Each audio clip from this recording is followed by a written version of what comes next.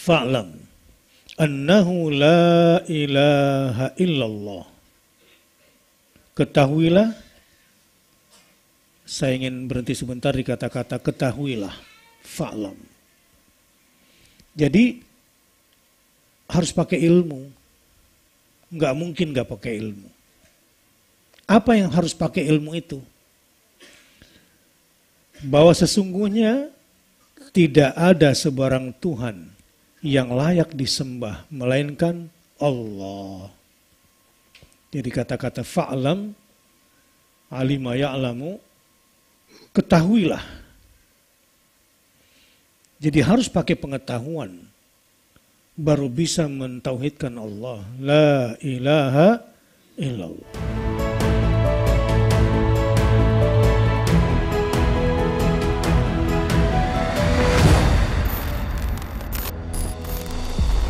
Membaca tafsir terjemahan para ulama Nusantara. Baik, ayat 19 dari Tuan Ahasan. Fa'lam, oleh itu. Fa'lam, oleh itu. Berarti fa-nya fa apa di sini Ustaz Deden? Kalau Tuan Hasan bilang oleh itu. Tafri' Ustaz. Tafri' ya, tafri'. Iya, Ustaz. Bahasa Indonesianya dong kasih. Pencabangan. Faraun, ya. Oleh itu, fa'lam annahu la ilaha illallah. Ketahuilah, saya ingin berhenti sebentar di kata-kata ketahuilah. Fa'lam. Jadi harus pakai ilmu. Nggak mungkin nggak pakai ilmu. Apa yang harus pakai ilmu itu? Bahwa sesungguhnya tidak ada sebarang Tuhan yang layak disembah melainkan Allah. Jadi kata-kata fa'lam, alima ya'lamu, ketahuilah. Jadi harus pakai pengetahuan baru bisa mentauhidkan Allah. La ilaha illallah. Wastaghfir li dzambika, dan mintalah perlindungan bagi buah amalmu. Wastaghfir li dzambika, dan mintalah perlindungan. Istighfar itu mohon perlindungan, di sini tafsirnya oleh Tuan Hasan. Perlindungan apa yang perlu dimintakan perlindungannya? Lidzambika. Lidzambika beliau menerjemahkannya bagi buah amalmu. Kayak ekor itu Ustaz. Zanabun kali dari situ Ustaz. Iya. Jadi dia tidak menerjemahkan secara letterlux. Nanti kalau kita lihat mungkin terjemahan yang lain letterlux ya. Makanya saya coba berhenti sejenak. Kan artinya kalau kita terjemahkan biasa, wastaghfir li dzambika, dan mintalah ampun atas dosa-dosamu gitu ya. Nah, ini tidak, dan mintalah perlindungan bagi buah amalmu. Walil mu'minina wal mu'minat. Dan bagi mukminin dan mukminat. Jadi kalau minta ampun tuh diperintahkan di sini. Rugi kalau cuma untuk diri sendiri. Di sini diperintahkan memintakan ampun untuk siapa juga? Mukminin dan mukminat. Rugi kalau cuma untuk diri sendiri. Enggak dapat banyak kebaikan. Kira-kira berapa jumlah mukminin yang sudah wafat? Yang masih hidup? Yang akan terus ada? Mudah-mudahan dari itu semua kita dapat pahala dari semuanya enggak? Ya. Selanjutnya, wallahu ya'lamu mutaqallabakum wa mathwaakum. Dan Allah mengetahui tempat usaha kamu di siang hari.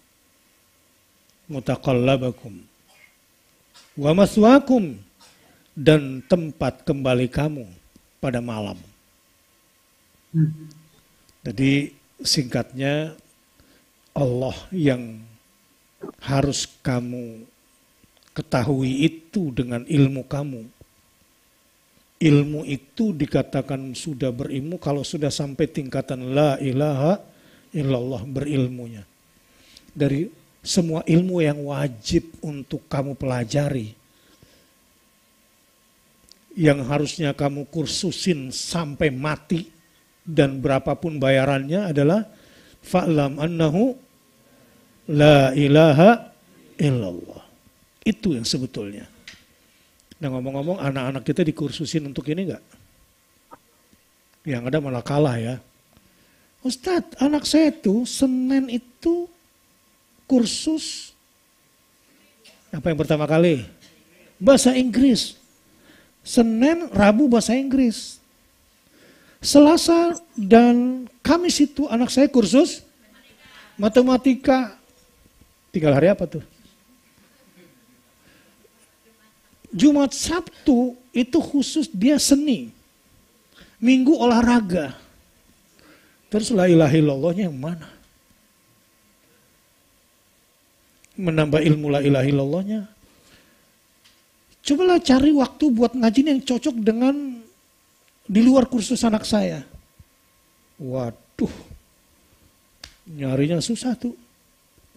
Jadi kursus untuk la ilaha illallah itu dicari waktu yang la ilaha illallah. Sampai kita jadi geleng-geleng kepala. Begitu juga orang tuanya. Nah, alhamdulillah membanggakan sekali pada malam hari ini semua yang mengikuti tadabbur ayat-ayat tazkiyatun nafs, khususnya mengenal Allah Subhanahu wa taala, sebab ini yang paling cepat membersihkan jiwa dan hati kita semua. Siapakah Allah itu? Yang la ilaha illallah itu. Yang tidak ada sebarang Tuhan yang layak disembah melainkan Allah. Dialah yang kamu harus minta perlindungan bagi buah amalmu. Dan jangan cuma untuk dirimu sendiri, tapi bagi mukminin dan mukminat.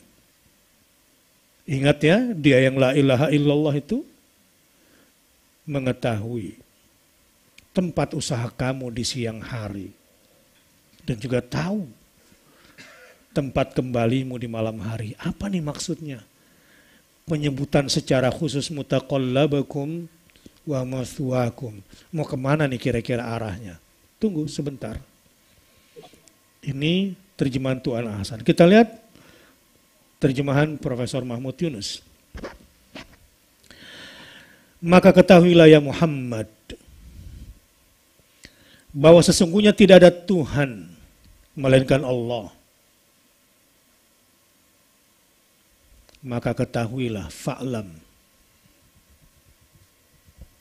ya Muhammad, bahwa sesungguhnya tidak ada Tuhan melainkan Allah. Dan minta ampunlah kepadanya untuk dosa engkau dan untuk dosa orang-orang yang orang-orang beriman laki-laki dan orang-orang beriman perempuan. Allah mengetahui tempat bolak-balikmu mencari penghidupan dan tempat diammu. Jadi sebetulnya kata-kata mutaqallab itu makanul intiqal, tempat berpindah. Kalau maswaakum itu manzilikum, tempat tinggal kamu. Kalau secara bahasa. Jadi kita nikmati dulu ya terjemahannya para ulama ini. Sengaja kita elaborasi secara detail. Tapi rata-rata memang penerjemahan fa itu selalu maka. Nah yang konsisten membedakan fa yang satu dengan fa yang lain itu Tuan Hasan. Kalau ini kita menurut Sadeden beliau menggunakan fa-nya fa apa kira-kira? Maka ketahuilah ya Muhammad. Kalau disebut maka itu bisa banyak maknanya Ustaz. Iya. Karena muhtamal semuanya. Muhtamal dan muhtamil. Jadi kita nggak tahu nih di sini apa ya. Iya. Nah, bisa tabi'iyah, bisa fasihah, dan bisa fa yang lain. iya. Baik. Ini dari Profesor Mahmud Yunus. Nah, sekarang saya bacakan punya Tengku. Bismillah. Karena itu, kalau tadi Tuan Hasan oleh itu, kalau Tengku karena itu, ketahuilah bahwa tidak ada Tuhan melainkan Allah. Fa'lam annahu la ilaha illallah. Dan memohon ampunlah atas dosamu. Wastaghfir li dzambika. Dan dosa-dosa orang mukmin lelaki dan perempuan. Walil mu'minina wal mu'minat. Allah mengetahui tempat kamu berpindah. Ya, ini agak letterlock juga. Wallahu ya'lamu mutaqallabakum wa mathwakum, dan tempat kamu tinggal. Di sini ada sedikit tafsir dari Tuan Tengku Hasbi As-Siddiqi. Apabila kamu telah mengetahui kebahagiaan yang diperoleh oleh para mukmin dan azab yang diperoleh para kafir, maka berpeganglah kamu kepada agama ini yang akan mendatangkan kebahagiaan. Itu makna daripada la ilaha illallah. Beliau menegaskannya lebih kepada berpeganglah kamu kepada agama ini yang akan mendatangkan kebahagiaan. Selain itu, mohonlah ampun kepada Allah atas dosamu dan untuk dosa-dosa orang mukmin lelaki dan perempuan. Nabi SAW diperingatkan untuk memohon ampunan, padahal Nabi tidak berdosa. Hal ini untuk menjadi teladan bagi umatnya. Jadi kenapa Nabi disuruh minta ampun padahal tidak berdosa besar? Agar menjadi teladan bagi siapa? Bagi umatnya. Yang bisa jauh berarti pikirannya lagi di sini.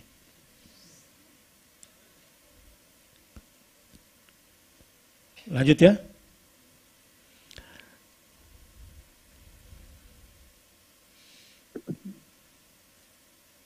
Nabi SAW diperingatkan untuk memohon ampunan, padahal Nabi tidak berdosa. Hal ini untuk menjadi teladan bagi umatnya. Di dalam salah satu hadis sahih diriwayatkan bahwa Rasulullah SAW bersabda, Ayuhan nas, tubu ila rabbikum. Fa inni astaghfirullah wa atubu ilaih fil yaumi akthar min 70 marrah. Rawahul Bukhari. Hai manusia, bertobatlah kamu kepada Tuhanmu, karena aku memohon ampunan kepada Allah dan bertobat kepadanya setiap hari lebih dari 70 kali. Hadis riwayat Bukhari dari Abu Hurairah. Sekian tafsir daripada Tengku secara ringkas.